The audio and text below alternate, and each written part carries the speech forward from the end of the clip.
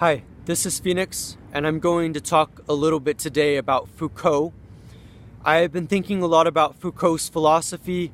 I have been reading his book, Discipline and Punish, thinking about his other books, The History of Sexuality and the Madness of Civilization, wondering if I should pick up his book, The Birth of the Clinic, and potentially other texts. I've been thinking about Foucault as I listen to the podcast Philosophize This and other sources. Certainly Foucault has been on my mind. He has been very influential in my life. My book, All the Things You Didn't Know About Your Local Schizoaffective, was highly inspired by the kind of radical philosophies of people like Foucault and Gilles Deleuze. Deleuze of which wrote Capitalism and Schizophrenia, the two-part book. But Foucault has influenced me recently as well, as I think about the implications of his philosophy. So I actually have to admit that Foucault has given me a lot of comfort recently, because even though I've been thinking about some very difficult and dark ideas, I think there's a way in which Foucault has also helped me illuminate some of these things. So I'm going to start off with a statement, with an assertion, and this assertion is the idea that manipulation works. I wasn't always aware of this concept. There was a way in which I thought that manipulation was something that could be challenged and pushed back against. But by thinking about the philosophy of Foucault, I started thinking about the ways in which manipulation is actually successful.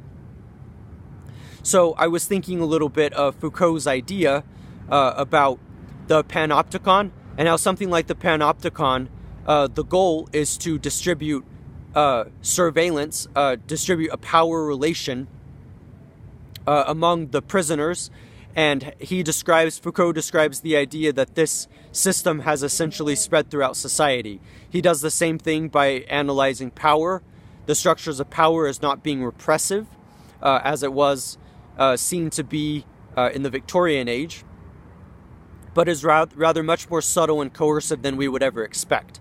Now, these are very difficult ideas, they are very dark ideas, but the reason why they give me comfort, ironically, even though they are very dark, is because they help me realize that there is a structure and system to the world, and that it is okay to acknowledge that things can be very difficult for how we perceive things. So a kind of paranoia is not necessarily undue, because we do grapple with a lot of difficult power relations and power structures with hierarchy, as we get from Marx, capitalism, and all of these things that happen and that exist in our society, and that can be very difficult to challenge. I find comfort in Foucault's philosophy because for a long time I have always felt like an outlier, but his philosophy helps communicate why this could be true, but why obviously this is not necessarily bad. I also got this implication from Deleuze as well, but recently I've been thinking about this a lot with Foucault as I read his book Discipline and Punish, and think about the various ways in which people are punished in society and the ways in which the prison system has changed and the like. Now, all of these concepts seem as if they are very dark, and that is because they are. When you acknowledge that you're being manipulated by powerful forces, or even just forces of power in general, this can be very disconcerting and discouraging. But nonetheless, I do think that we find a way to rewrite the meta-narrative, as Foucault might ask us to do. So when I think about Foucault, I do, in terms of my own philosophy and the way I interpret his philosophy, I kind of encounter a notion of freedom. I think that there is indeed a notion of true freedom to be associated with his philosophy, because once you realize these things, realize that you are being manipulated, realizing that power comes from everywhere and power controls you, and this idea that the panopticon has filtered into our world and our society, there is a general sense in which you begin to feel as though you yourself are being controlled, but are aware of that control and can do your best to psychologize possible ways of escaping this specific power, at least psychologically.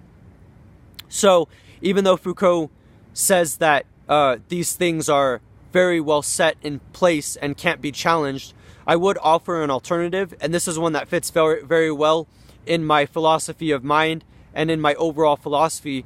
But I would say that with something like the mind, all of the power is in our consciousness, is in our conscious awareness.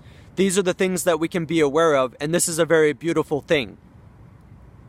To be aware of the ways in which our consciousness can allow us to be free and can allow us to consider things in a different light. Some of this includes positive thinking. Some of this includes mindfulness. Some of this includes just continuing to explore your own psyche and your own psychology. But whatever it is, it all leads to one thing, which is that the mind can be free if we allow it to be, and if we allow the mind to understand where it is coming from and what it is encountering, and realizing that it can creatively come up with solutions, at least mentally and psychologically, as well as realizing that cognition is free in its own way. Now, I'm aware that some of my ideas, my philosophy of mind, definitely comes from my book, In Defense of the Mind, which you can find on my author page at Amazon, amazon.com/author/Phoenix_rises.